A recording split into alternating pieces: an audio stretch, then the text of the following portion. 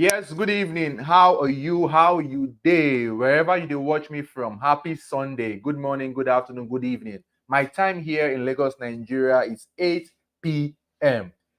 Welcome to Ask the Doctors, a health program that holds every Sunday by 8 p.m. to 9 p.m. My name is Dr. Frederick Unubohai. People call me Dr. Fredostar, and I always tell you good life, na sense. I'm happy to be your host of the program. My co-host is Dr. Israel Irobonose. Today we are talking about HPV vaccine. A lot of people are not aware of the HPV. They're like, why yo? What about HPV? Oh, why will I take vaccine? So today, as we promised last week, that we're going to talk about HPV today. So we'll break everything about the human papilloma virus and the vaccine and why it is important you as a parent, you give your kids the vaccine. But before I continue, if you know you can hear me wherever you're watching me from, just drop in the comment section. I can hear you. Happy Sunday, Eve Gloria. Amina Ngozi, good evening. I see you. Good evening. Welcome, welcome, wherever you're watching me from. Okay. Before I continue, for those people who want to join my private Telegram, look in the comment section, look on the description. You will see the link. Subscribe and join my private Telegram in case you want to have more interactions with me on a live session.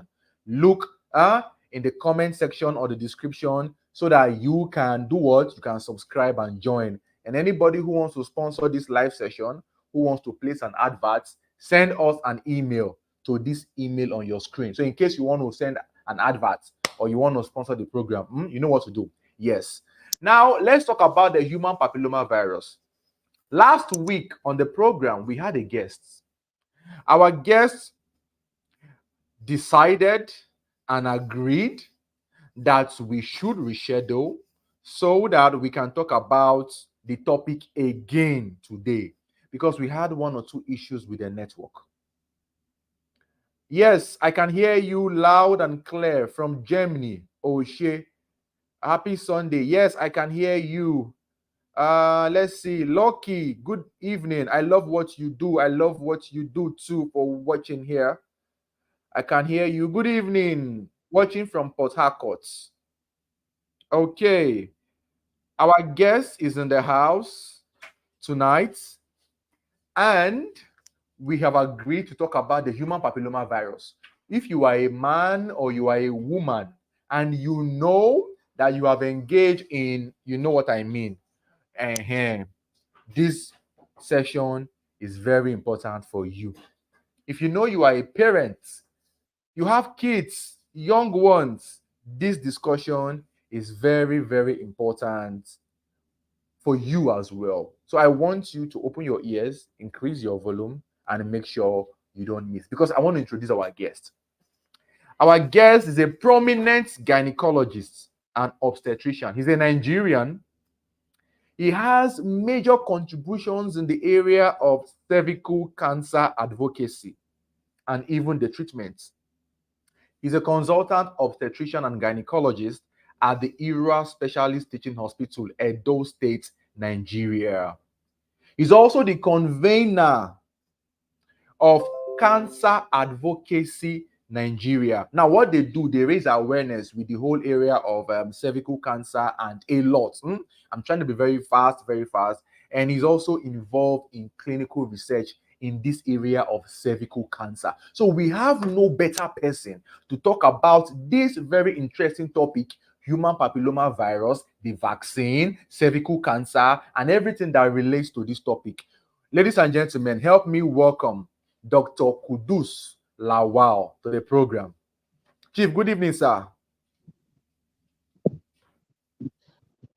Good evening, Fred. How are you? I'm doing very well, thank you. And we have Dr. Israel in the house. Dr. Israel, how you day?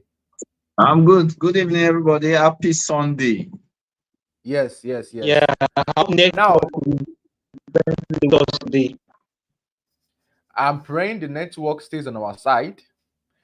I want to ask you a question, sir, before Dr. Israel also take over.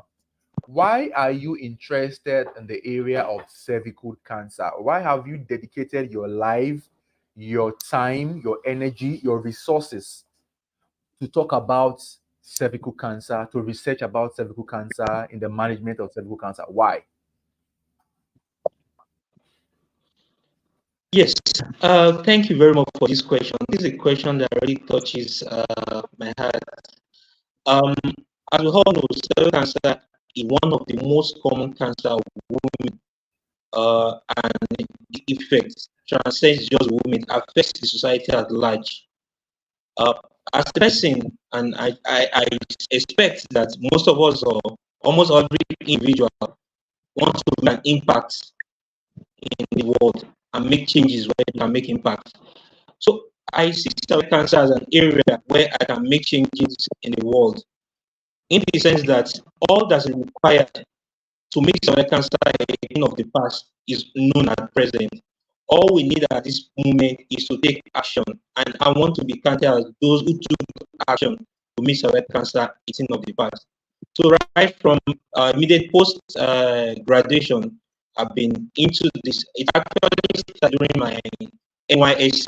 That was about 2011 thereabout, and I've been in this business since then, trying to make impact, make changes in the world. It's still in case of cervical cancer is one too many. The reason is that we know what we need to do to prevent every case of cervical cancer. So for every case of cervical cancer, it's a failure on us as individual, the society, government, and everybody in this world. So we must all take action to make changes and prevent this from occurring. Thank you very much. We must take action to prevent this from occurring. Okay. First of all, for those who are not aware, Dr. Lawal had to leave the theater. He's at work currently. He had to leave the theater operating so that he could join us tonight. So wherever you're watching us from, please bear with him. In case you can't hear clearly, I would appeal you bear with him. And we are also grateful, sir, for joining us tonight. I still have one more Yeah, question anything. before. Oh, thank you, sir. I have one question. We hear cervical cancer, we hear human papilloma virus. What is the relationship between this virus and cervical cancer? Why are we talking about women only if we know that this virus is out there? So why is it just left for the women alone? Why? Yeah, thank you, Fred. You asked a very important question, and I'm sure it's a question that is on the mind of many people. Now, human papilloma virus, it's a virus that is ubiquitous. I mean, most persons are going to get this infection in their lifetime. The virus is known to be associated with cervical cancer, and this is unique. The uniqueness is in the fact that for many of the cancers, we do not know what causes them. But for cervical cancer and few other cancers, we know clearly that HPV infection, that is human papillomavirus infection, is the necessary cause of having cervical cancer. In other words, you must have had a HPV infection over time before you can develop cervical cancer. So this uniqueness of cervical cancer makes it amenable to prevention and early treatment. So for cervical cancer to occur, woman or a woman definitely must have had the infection system, and over time it transforms from the infection to cervical cancer, which is deadly, and this is the harm we often talk about. So what we try to do is to build on the knowledge we already have about human papilloma virus in terms of preventing the infection, detecting its effect as early as possible, and making appropriate treatment to prevent this very, which is the cancer and all. Of course, papilloma virus, but most implant cancer that's associated with why most of them are things on cell cancer. But that does not mean that we are not worried about other cancers that can be associated with human papilloma virus, and we are aware that by doing all intervention we'll talk about, we not just prevent cervical cancer, it prevents the other type of cancers that are affect human papillomavirus. If you permit me, let me just mention 2 or 3 cancers that are associated with human papillomavirus. Anal cancer have been related to human papillomavirus. Penile cancer, when I say penile cancer, that's cancer of the penis, associated with human papillomavirus. Even cancers of the throat, we call it laryngeal cancer, have been associated with human papillomavirus. So it's not just cervical cancer, but the most important, out of every 10 cancers that are related to human papillomavirus, about 7 of them would be due to cervical cancer. Thank you very much, sir. Now, if na not to get all the things we talk, you say human papilloma virus, that is HPV. And when we dey try to talk about the vaccine today, it dey related one way or the other to cervical cancer. So cervical cancer can be like one of the cancer when we can't know wetin dey cause am, wetin dey cause am to some extent. And wetin we fit who say na dey cause cervical cancer na human papilloma virus. And also for us to know, say this human papilloma virus not be only cervical cancer e dey cause, e go fit still cause anal cancer, and e go fit still cause penile cancer, and e go also fit cause cancer wey for throat as well. So these are na wetin our oga just talk. All the things wey dey talk, I just say make I break am down small. So oga sir, all right. Oga sir, e go good to still ask you. You know, we the main reason why we say we talk this talk now because of so many things we dey hear about vaccine, human papilloma virus vaccine, and we see videos, we see write-up about this vaccine. But before we even talk about those misconceptions, we want to ask, may you tell us more thing about the human papilloma virus vaccine? Okay. Now, very good question. Now you ask me, and my follow you speak pidgin, even though pidgin no strong like one.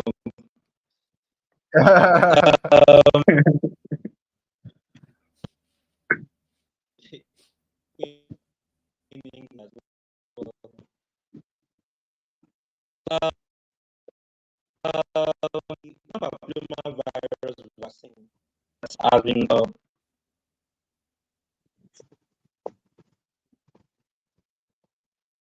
hello, can you hear me? Yes, we can hear you loud and clear. Yes. So the human papilloma virus is a vaccine that was first the testing or the process of developing it started long ago, as far back as 1991. One scientist in Australia started research that not that we know within the cervical cancer, it prevents infection. Now, so the person asked himself. So he started research and came up with this vaccine as long as some might talk louder. Can you hear me now? Says the voice is breaking. Says your voice is breaking. Don't know. Let's see. Okay, I'm not now. I think it should be better. Okay, this looks a little bit better. Because I want to make our people hear. Yeah, they can hear you now. Okay, make I continue, ba? Yes. All right, great. Sorry about. Yeah, it's better now. So the man came about the vaccine, and what did he do? We know, say our body they develop soldier against infection. Once you don't get one infection before, your body will develop soldier to fight them so that you don't go get them again. That's how many of the infections we will get before our body know they get them. So if you don't get chickenpox before, you know if you get them again because your body for don't develop soldier against them. So based on that knowledge, a man from Australia developed human papillomavirus, and what did they do? They do take sample what they call viral-like particle. If you say now part of the virus, we know they cause infection, but if we make the body produce soldiers We call it viral-like particle. So it take that particle, use and create vaccine. Where if you inject somebody, it will make the body produce soldiers against the infection. So that before you have come in contact with the virus, your body has created that soldier, which we call antibody, and prevent your body from having that infection. And what does that mean? It means that if you create that soldier, you cannot even develop the infection, talk less of the infection staying long in your body and developing cancer over the years. So this thing was developed in 1991, 1990, but not until 2020, 2006, 2006. Hello? Yes, we can hear you. We can hear you, sir. Not until 2006 the vaccine get approved. So a lot of studies have gone underway over time between that time when it was first developed to when it was approved for use. That's in 2006. If you calculate the years, that's a very long period. And in this period, what were they doing? They were checking to know whether it works, one, whether it's safe, two, whether if they give them, it will prevent what they want to prevent. So over the years, between 1991 and 2006, a lot of research has been done. In fact, human papillomavirus vaccine is one of the most investigated vaccine of all vaccines that have been produced. And after FDA, what we call FDA is the regulatory body in the US, what we call NAFDAC now. After they've approved it, they are the topmost body that regulates drug and vaccines and products in the world. So it's after they don't stamp and say this thing good before they started to use it in Australia, in USA, then spread around the world. Unfortunately, the cost of producing vaccine is very, very high. Because of this cost, many low and middle income countries could not have this vaccine over the years. The network is really breaking. Sorry. I don't know if it's my end. I think it's your end though, because the thing was clearer.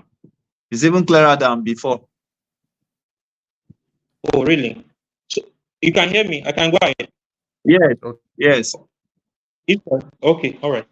So the vaccine was not available in low and middle income countries. So this vaccine has been available in many parts of the world for a very long time, as far back as 2006 when it was first used in Australia. And because of this vaccine, in addition to other things that have been done, Australia is on the verge of eliminating cervical cancer. What do we mean?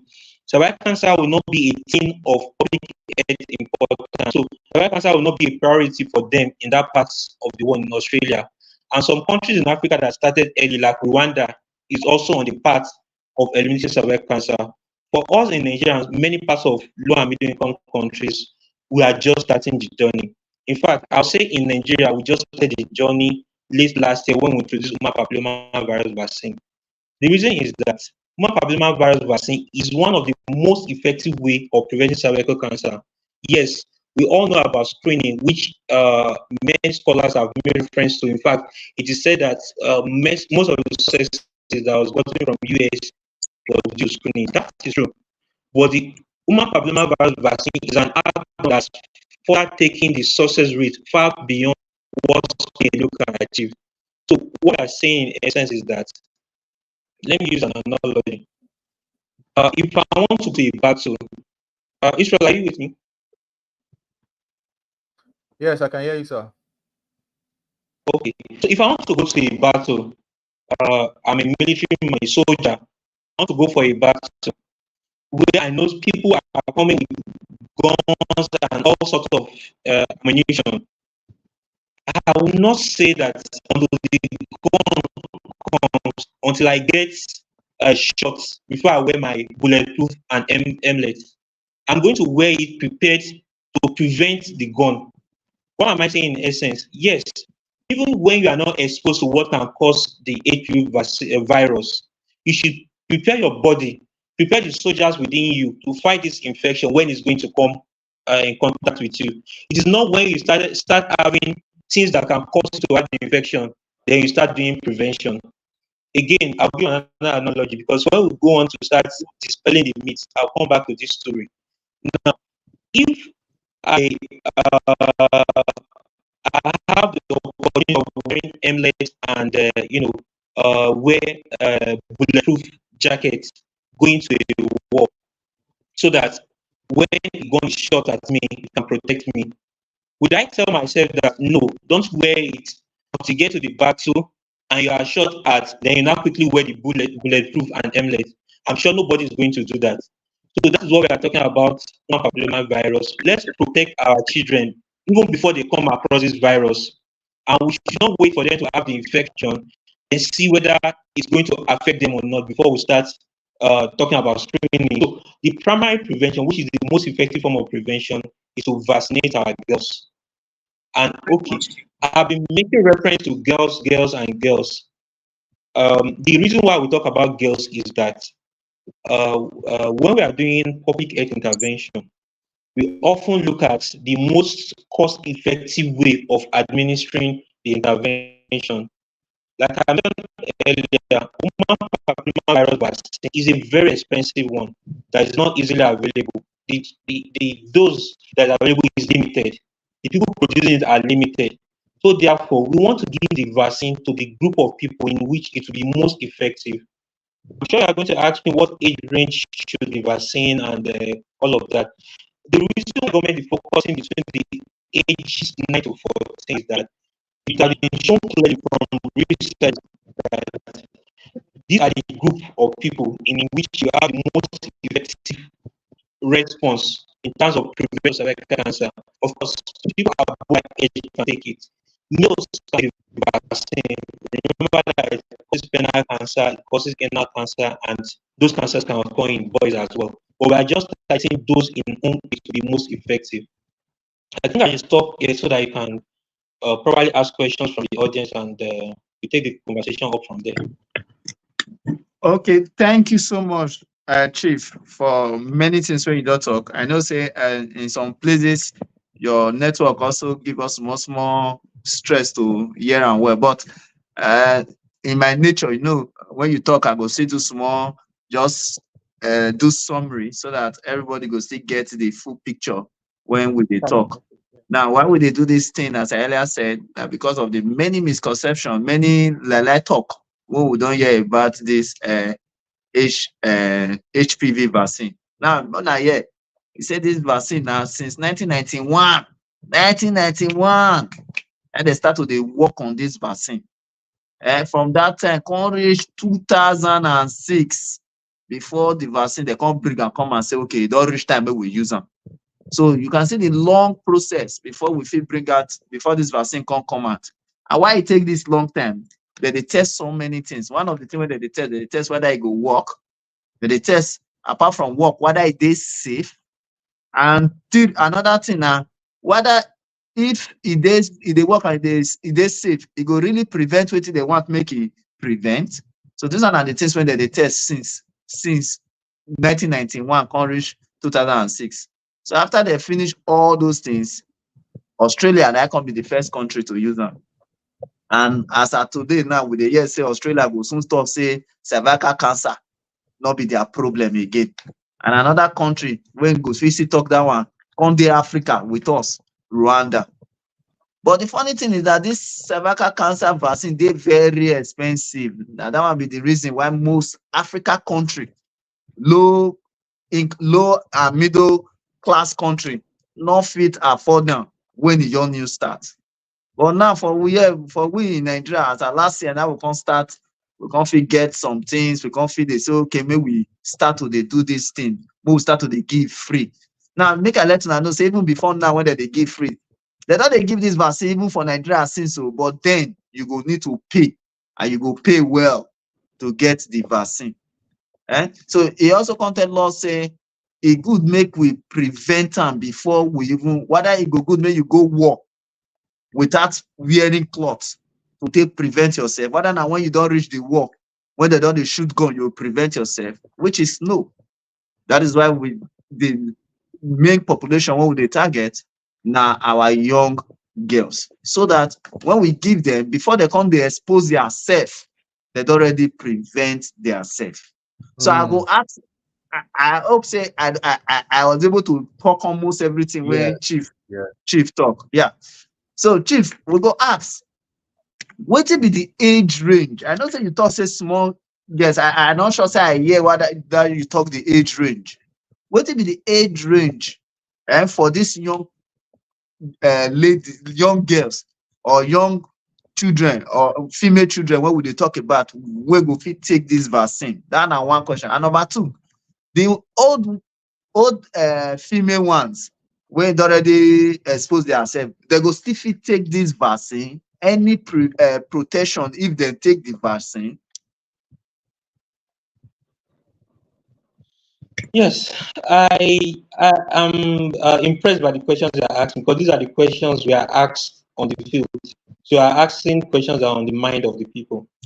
Now, the first thing is, what's the age range of vaccination of human papillomavirus? The age range is from age 9 to 26, and more recently, it has extended to the age of 45 in terms of giving the human papillomavirus vaccine. Now, like I mentioned earlier, the reason why we focus on ages 9 to 14 is because, based on modeling for public health intervention, these are the age range in which the intervention is most effective. Now, for persons above the age of 14, 15 to 26, who have the fund, and based on the new recommendation, even up to age 45, who have the fund, the money, they can go ahead to have the vaccination. It's not harmful. It's going to give you some protection. Now, when you give it to a child between the age of 9 to 14, the prevention is as high as over 90%. But as you go down, as you go up, older, the prevention starts dropping. And that's why the dosage, number of doses you need to give also increases in terms of number of times the person needs to get it, the vaccine. So, for example, for a person above the age of 15, a single dose will not be appropriate for such a person. So, what are they talking in essence? Age, now important thing in determining whether you take a single dose or whether not more than one dose you go take.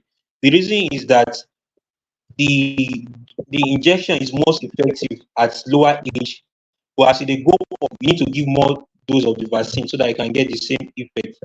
Yes, the vaccine, what's it called? The vaccine, there are types. There's Gardasil, there's Cervarix. There are many types now. There is the Indian type, there is Chinese type, the Innovax. But the common one we use is the Cervarix and the Gardasil. The Cervarix is recommended from the ages 9 to 26. But Gardasil can be given up to the age of 45. So that's the age recommendation of human papillomavirus vaccine. Like I mentioned also, male can also be vaccinated up to the age of 26. But in terms of free vaccination that the government is doing, is limited to that age where it's most effective, which is 9 to 14. A concern that will come up is for persons who have already have exposure, possible exposure, having sexual intercourse, should they still have vaccine? Yes, they can still have vaccine. The reason is that um, let me still go back to my analogy. So if I decide not to wear bulletproof and MLET to go to a war, and the war have started, would I not say because I didn't take it there, I won't go back to pick? Immediately the war started and start shooting, I'll still go and wear because I know I can still get some level of protection. So that's the same analogy. It's going to provide some level of prevention, even if it's not as optimal as you would have if between the age of 9 and 14. But we must mention here, and it's very important, that even despite taking vaccination, screening is still an important intervention, because we mentioned that it doesn't give 100% prevention. Yes, it's very strong in preventing, but there's still one or few people who are going to have it. I remember that we don't even want to have any case. So we must still be screening so that the few that we have will be able to pick them. The good thing is this: in countries like Switzerland, and more recently Scotland, studies have shown that for girls or ladies that had vaccination, there is almost zero incidence of cervical cancer in that population. These were published One was published in 2022 thereabout. One was published early this in 2024. So these are things people can go and see and verify, and they are published in renowned journals. It's not just any journal that can publish things that are not reliable. So these are things we can go and see and verify. Thank you very much, sir. I hope we dey hear everything when our oga dey talk. If una get question, una dey write am down small small, so that una go fit ask the question. So from age 9 to 14, the vaccine, you go take just one dose, and the vaccine go work well well for your body, go give you up to 100% protection. But if you don dey from 15 upward, and from 15 to almost 45, and one dose fit not work well well, so the dose fit be more than one for people of that age. And because it also for people wey don already start to dey knack, yes, you fit still take the vaccine and you go still get protection. Then because it also say all these things wey dey talk, not be say you just dey talk am, they research, they do research for all these things, and they dey online. You fit check am and you go see them for a wonderful journals when you go, they publish medical things and things for the world. Now, one question when I want to ask before we come talk about the misconception what we dey hear about this vaccine. Now, this vaccine, it get side effects, and if e get, wetin be the side effects of this vaccine? Because we know say vaccine na still like medicine, na still like medication, and we know say no medication will not get side effects. So if this one get, wetin be the side effect of this vaccine? Yes, thank you very much. And I think this is where the misconception starts from. People have ascribed to HPV vaccine what it does not belong to it. Yes, like rightly said, every medication, every form of intervention has a side effect. They tell you that take too much of water, that affects you and have what we call water intoxication. So there is nothing that does not have a side effect. But we usually, in medicine and in life in general, what do? We balance risk and benefit. Now, for human papillomavirus, the known side effects that have been shown clearly, and even in Nigeria, over 5 million doses were given the first round, and I don't know the number of doses that was given the second round. This vaccine has been given, and a common side effect that you're likely to see is pain at the site of injection, which is common for every vaccine. And you can have some redness and little swelling at that site. That's what has been highly associated with human papillomavirus.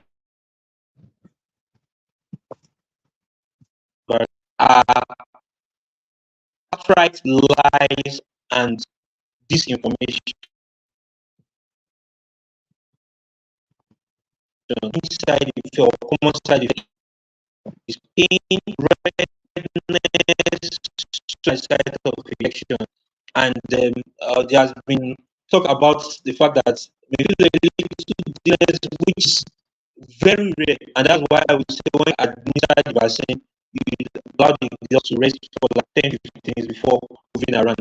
But the vaccine has been administered in Nigeria, millions of doses have been administered. Such side effect that is in the media has been reported. These are things that can be verified.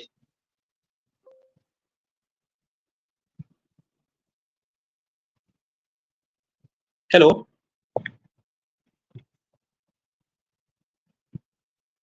Yes, yes, sir. Okay. I heard what Dr. Israel asked. I don't know if you can hear me, and I don't know Yeah. if anybody Yes. has questions. Dr. Israel, Alpha. Okay. Yeah, I can deal hear with you. Okay. Okay, go ahead, Dr. Israel. Okay. Now you don't tell us one of the side effects. In fact, the common side effect now pain on the site of injection. And make I remind all of us say this HPV vaccine and a vaccine just like every other vaccine. And when I remember say the way conception different like things they come for this HPV vaccine. Now so it still take come when COVID vaccine come. When COVID vaccine come out, we hear say, if you take and you'll die by the next 2 days. If you take am, this one go do you. If you take am, that one go do you. Hey, person wey take am, e dey sick, oh, e don fall sick, e no gree get up again. We hear different many stories about COVID vaccine. People write so many things concerning COVID vaccine.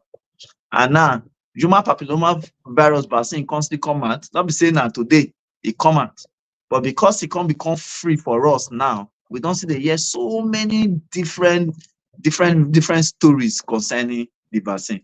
When they pay for human papilloma virus vaccine, nobody talk anything about them. Remember, I said this vaccine already first day, even before COVID vaccine come out. So when they give them with money, when you go pay, nobody talk anything about them. Nobody talk say go make your pikin not born again for life. Nobody talk say they want use control birth rates of Nigeria people. Nobody talk. But now when they don't make them free, when they say make it for benefit all our ladies, our young ladies, our young, when we can become mothers tomorrow, and make we for reduce the burden of cervical cancer where they kill most of our mothers. Because say we reduce now, people come they talk say now one thing or the other. People write so many things. Even we see video concerning the misconception.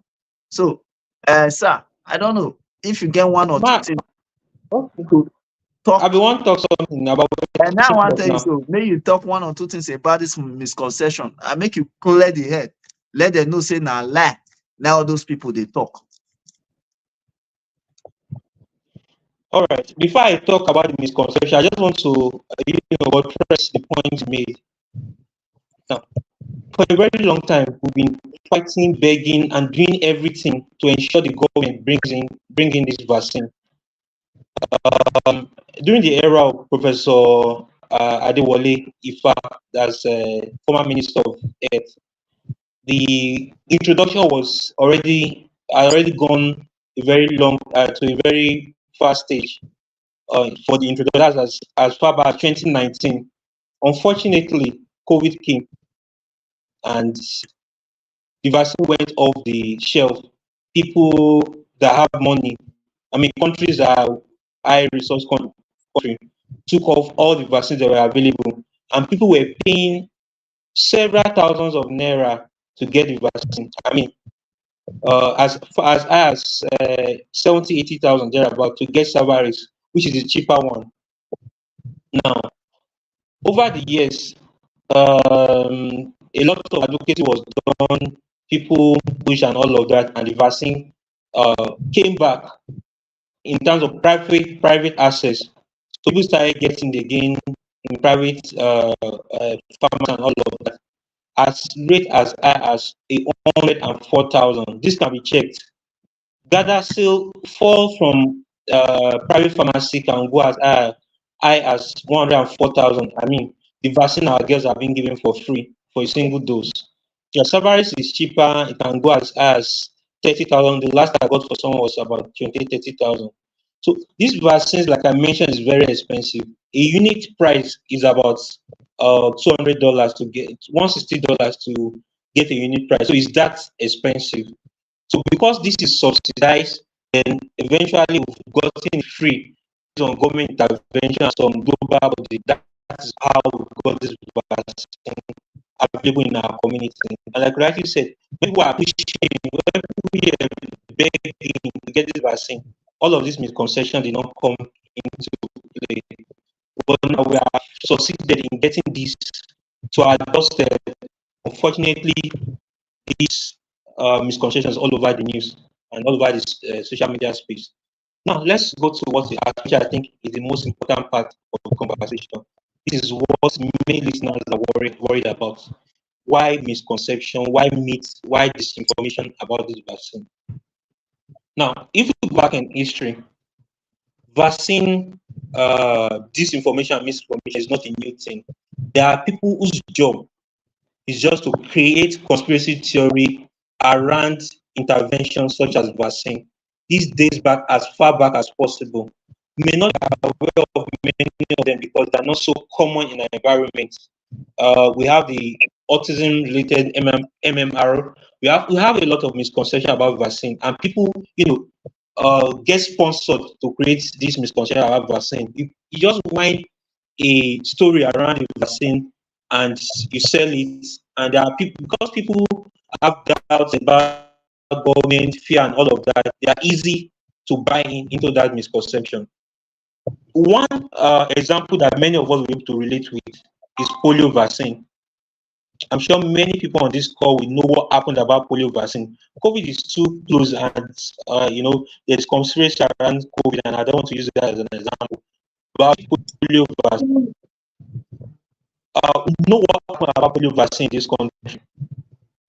I know why Nigeria and India, if I'm not mistaken, is still one of the reservoir, and Nigeria, sorry, is still one of the reservoir for polio vaccine today. We all have moved away from polio virus and the disease associated with it.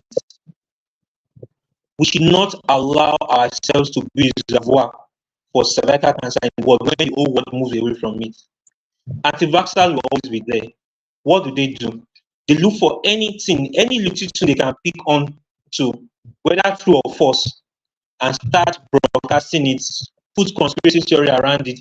They sell it in a way that even you can get carried away by it. But wherever you get such information, what should you do? Go seek information from persons who are certified to give you accurate information. Don't listen to what the mouth. If people are quoting, newspaper have reported this, it's on. There's a video of a white man speaking. There are several millions of white men and women who can come, have access to social media and speak to social media and say something. So that does not make it credible. The credible source of information are your health workers. There are journals that are certified to give certified information. Those are where we get information as medical doctor, as a medical personnel. So I give an example. When people tell me, "Oh, see this meat they see online," I ask them question. If you have malaria or you have any condition, what do? You go to the doctor. The doctor will give you information, and you trust the doctor to administer drug to you, and you'll be happy with that intervention. The same thing, human papillomavirus vaccine. If you have doubts about it, meet your health worker, ask them questions, tell them to show you evidence that whether it's safe or not. I'm sure they will provide you with that rather than listening to somebody online or a WhatsApp broadcast telling you that if you have HPV vaccine, you are going to die immediately. Go meet health professionals, ask them questions, tell them that this is what you've seen. What do they think? Let them give you evidence to support whatever they think. That way, you have informed a stance on the vaccine. One thing I tell people, especially my colleagues in advocacy, is that people who go against vaccine, I mean the general populace, who say they are not going to take vaccine, it's not because they don't like their wards or their children. It's because they are scared of their safety. So what we need to tell them is, you don't even need to tell them it's safe. What you need to tell them is meet specialists, meet somebody you trust. You have a doctor that when you are sick, you go meet that person and ask questions from them. Don't just pick information on the net and go away with it. Go and meet health personnel, ask them questions. They're going to give you evidence. They're going to give you why you should take the vaccine. If you are getting that information from somebody you trust, somebody that when you have ailment, go to me and they give you drug, you take it. If that same person tell you to take the vaccine, I'm sure you are going to take it. So please, for those who have doubts about this vaccine, advice, don't take my word for it. That person you trust, that health personnel you trust, go meet him or her, ask her questions about it. The person is going to give you the right information which will guide you to take decision. Nobody is going to force anybody to take vaccine. But what we're saying is that we have this rare opportunity to prevent a cancer, to make a cancer a thing of the past. We must latch on this opportunity because, like we all say, opportunity comes but once. Never can say in the next few years now, the human papillomavirus vaccine may be so scarce like it happened 2 years ago. So let's ensure that our girls get this opportunity to maximize it. Let's go out and ensure that our girl children, our girl child have the vaccine. Now, I oftentimes do not want to mention myths because sometimes what people will pick is the myths you mention rather than the correct information. But for the sake of clarification, I'll mention few that is so common that almost everybody must have heard about. The first one is infertility. That is, they say that the vaccine is meant to prevent our young girls from getting pregnant. It's not surprising this myth is all over the news, because anything that targets only a girl, people would try and link it up that, oh, maybe it's because of fertility. So, and easy for people to accept that myth. But the truth is, studies have shown, studies have checked people who had vaccine and checked their fertility, and no study, no standard, verified study have shown clearly that this vaccine is associated with infertility. There's what they call premature ovarian failure, which is the ovary not failing before the time when it's supposed to fail. Before menopause. Early loss of the ovarian function. The ovary egg of a woman. People have said HPV vaccine to it. Studies have shown that there is no relationship with it. Only a single study showed a link with it, and this study has been shown, for those who are scientific minded, this study is shown to be faulty in terms of methodology. A lot of other studies have shown that there is no linkage in these two. So what vaccine do is that once they see anything, no matter how unreal or unverifiable it is, they just pick on it and start spreading it all around. So human papillomavirus not associated with sterility. The same vaccine they are giving to Tai, Kuma, and Aisha in Nigeria, the same vaccine they give to Sylvester, and Mark in USA. So it's not a different vaccine. So they cannot, if you think the whites want to reduce our fertility, they are giving the same vaccine, the same producer of the vaccine are those who produce for Nigeria, for every part of the world. As it is now, just two major companies are producing it, and the whole world are using those vaccines. Gardasil is used in Nigeria the same way it's used in the US, it's used in the UK. So they are not trying to sterilize our community. So let's dispel this. This is not true. This is falsehood. And I mentioned that studies have shown it. We can go online and search sterility and HPV vaccine, the meta-analysis on it.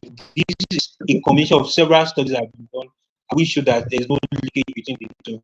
Meta-analysis is the most superior form of study, and such study have shown that there's no relationship between HPV and sterility. Another common myth that is all over the social media is that human papilloma virus vaccine is associated with promiscuity. That they are trying to make our girls promiscuous. That is not true. Oh, sorry, you didn't get me. I said one of the common myths again is that we're trying to make the girls promiscuous. That's why we are giving them the vaccine. That is not true. First, papillomavirus is not the only sexually transmitted infection. So it doesn't mean that once you get vaccine against human papillomavirus, you should go all out. We still encourage and preach abstinence and being faithful and being chastity. We promote it. We are religious people. Everybody promotes chastity because we know that's the most effective way of preventing infection. HIV is an infection that can be transmitted through sexually transmitted infection. So we promote chastity. But the reason why we give it to young age, like I mentioned earlier, is that when we give it at that age, it is most effective. Giving human papillomavirus does not make it get more promiscuous. And again, there are studies that have shown that girls that have human papillomavirus are not necessarily more promiscuous than those who did not have it. So those are the two common ones that I think I should make reference to. But if there are other ones, you can address them. Thank you so much, sir. And that first one, people they always talk, say the vaccine will make our ladies not born again. Now we don't hear say not be truth. If even though you take the vaccine, our ladies go physically get married, still give birth to children as they want give birth to children. And also, they make our lady come turn people with the waka waka, they follow from one man to another. but that vaccine no dey do that as well. Yeah, the vaccine dey only protect against human papilloma virus. E no dey protect against every other diseases wey fit come through knacking. So e mean say abstinence is still dey very, very important. So sir, before we go, Yes, Doctor, may I make reference to one way, because people go say they don't hear am from doctor online. Say doctor talk am, say this one dey. So make me make reference to it quickly. Now, the human papilloma virus vaccine is made out of what I mentioned earlier, the viral-like particle, which is what stimulate the body to promote soldier. But apart from that, it also contains some substances which help the body to produce this soldier. One of it is aluminium. Now, this aluminium is not peculiar to human papilloma virus vaccine. Measles vaccine, all these vaccine wey we dey take during childhood, e contain aluminium. So it's not like only HPV contain this aluminium. So anybody that is calling think that, if you take HPV vaccine, aluminium will be there, it will stay in your body, it will not disappear. That is not true.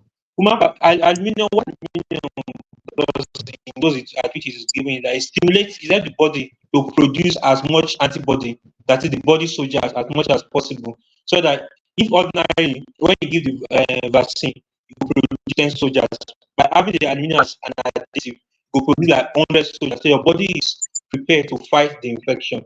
And like I said, it is not peculiar to human papilloma virus vaccine. People can also go and check it. All vaccines have things that make the stimulate antibody, and aluminium is common among those adjuvants that's added to vaccine. okay, thank you so much. We don't talk so many things. So I beg, if you get question, just drop them for the comment box, and Dr. Fred will be reading the questions for us. So as now they drop the question, I want me Oga tell us, where can people get this vaccine? If none, I want carry my pikin, say make it go take this vaccine. Where I'll fit carry my pikin go, make it take this vaccine, and we say the vaccine are free. When they no go come collect, they no come be my head, collect money for my hand. Yes, for people who have children within the age range the government recommended, that's 9 to 14, they should go to nearby primary health center. Most of them are, have been given the vaccine to administer during this outreach program.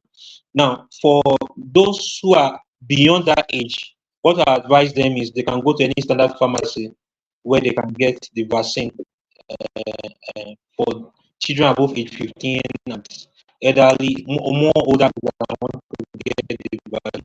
What we are doing at present, what the government is doing at present, what they call outreach program. What are they doing? Because this is a first introduction, they are doing what we call multiple age cohort introduction. What does that mean? We are targeting ages 9 to 14, and we are doing it as an outreach program, which means we are trying to mop up as many young girls as possible to have the vaccine. But over time, as 2025 is going to enter into the routine vaccination program, that's routine program on immunization. What does that mean? At that time, it's not going to be multiple age cohorts. It's not going to be 9 to 14. It's just going to be single age, and that will be age 9. And it's going to be available in any place where they administer vaccine, just like you go to any place to have measles and all of that. By next year, we expect that it's going to be part of the routine immunization program. But for now, it's an outreach program in which they are doing mark. So go to any nearby public health center, primary health center. If they don't have, they will to refer you to appropriate place where you can get it. Okay, thank you very much, sir. Okay, any question on cervical cancer? Let's see. Okay, there's one here. Mokutekam. He say, is genital warts a room to cause cervical cancer? Yes, first apologize because I made reference to it too, but maybe because our discussions of preventing cervical cancer. Beyond cervical cancer, which human papillomavirus is associated with, human papillomavirus also associated with genital wart.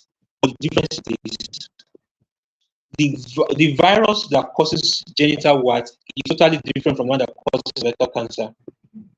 Now, genital wart is caused by mainly by what we call human papillomavirus 6, while cervical cancer is caused by the alpha group human papillomavirus. That's mainly 16 and 18. About 70% of cervical cancer results from that. We have other ones that are ranging from 31, 33, 35, 52, and 45, and many like that. Now, for genital warts, the virus that causes this is 6 and 11. So, if a person has genital wart, it doesn't necessarily mean that she's going to develop cervical cancer, but it needs to be addressed and treated. Now, again, let me also make reference to the vaccine that is available.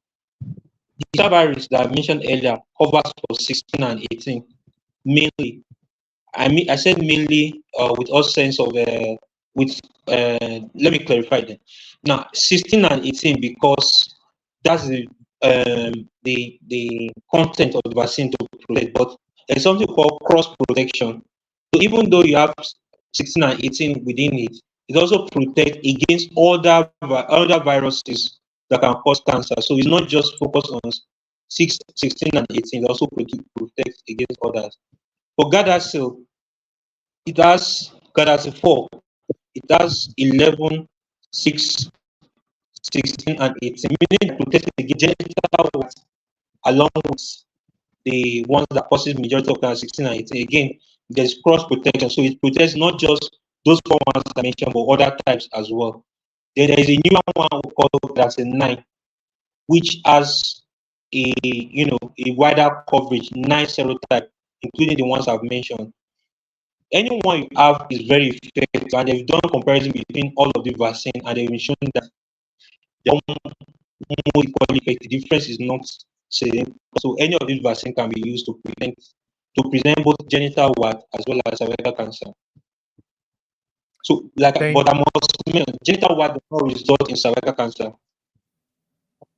Genital wart does not result to cervical cancer. Thank you, sir. Sir, before we round up, because we are almost out of time, I don't know if you just help us touch, because this question, it says, what are the symptoms of HPV? So what are the symptoms of cervical cancer? And then let me add, so that let it not look like we didn't touch cervical cancer. If somebody now develops cervical cancer and the person does not do anything about it, what will happen to that person?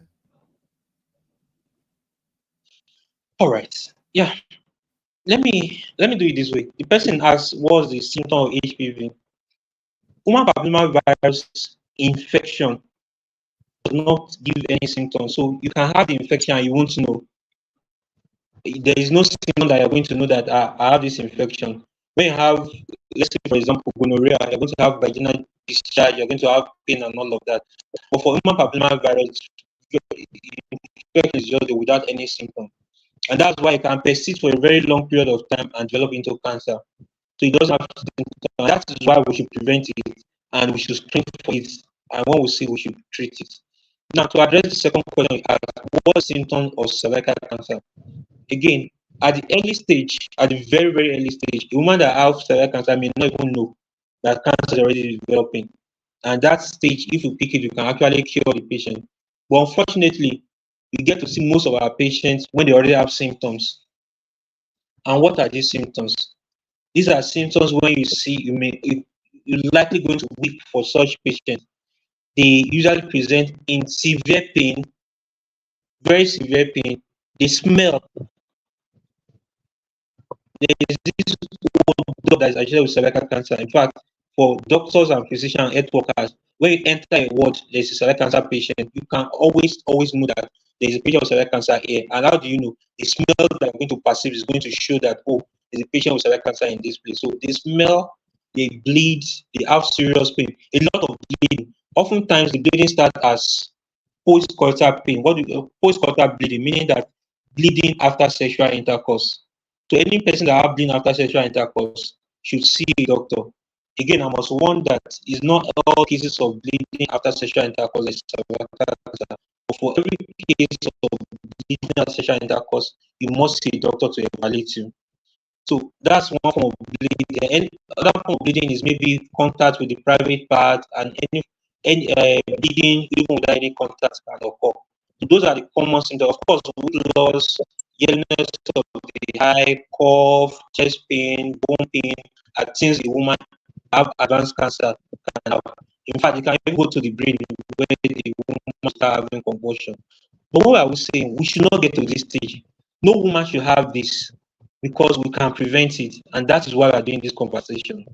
Unfortunately, because we've not been doing this in the world today, every 90 minutes, I repeat, every sorry, not 90 minutes, every 90 seconds, that's less than 2 minutes, a woman will die from cervical cancer. This is for a disease that can be prevented. And in Nigeria, about one woman will die from cervical cancer every hour. So we spent an hour in this conversation. A woman has just died from cervical cancer, unfortunately, for a preventable disease. And we must all on this call be an advocate to ensure that no woman die from this cancer going forward. And how can we do that?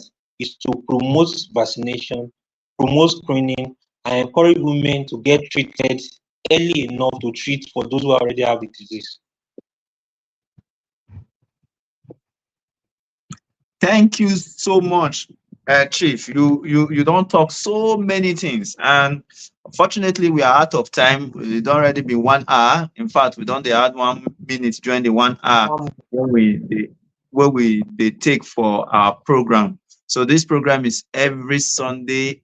Ask the doctor 8 p.m. to 9 p.m. We they try to keep to that time so that it don't go too long, and at least within 1 hour, we know say people don't get as many things when they want get. Yes, thank you so much, Sam. When you take join us today, we really appreciate your presence. We really appreciate your presence. Now, I believe say people don't hear what you talk.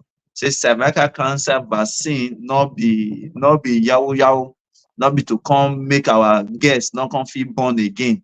And thank you for also let us know say this cervical cancer is a preventable disease, and if and make all of us for here try do our part to prevent this disease.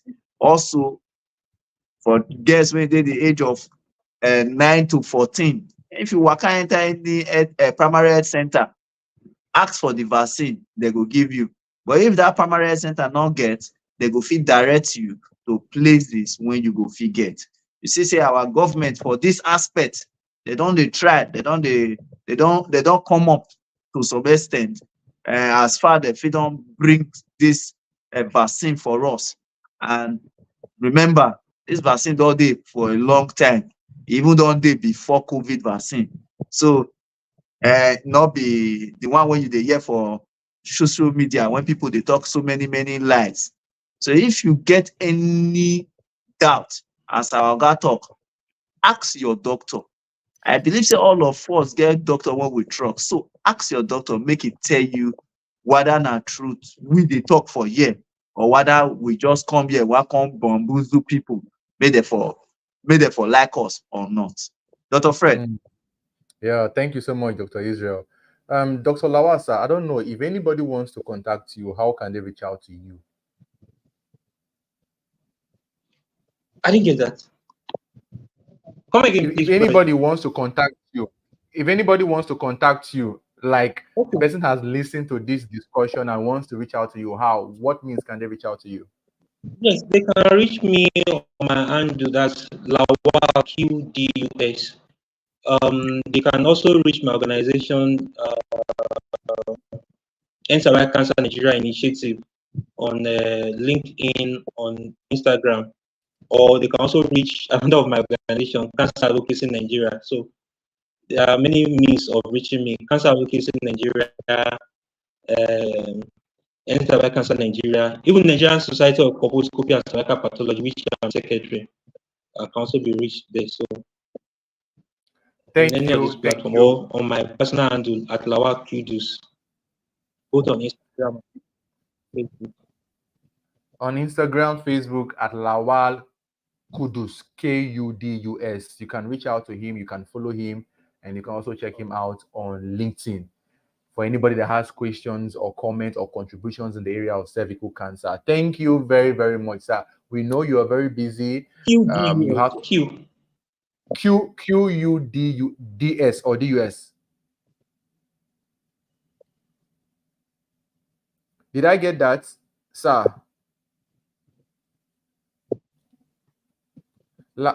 Hello, sir. Hello, sir. Can you please spell it again? Your handle. QD. No, without the U. I'll send to you. Okay, sir. Thank you very much. Thank you so much, Dr. Israel. Thank you, everybody, for watching us. QDUS, without the U. Without the U, QDUS. Yes, I got that. Yes. Thank you so much. And please remember, the HPV vaccine does not cause promiscuity, it doesn't cause infertility, and cervical cancer can be prevented. I always tell you, good life now waiting. Good life na sense. Take care of yourself and have a wonderful day. We'll see you next Sunday on this program. Bye bye.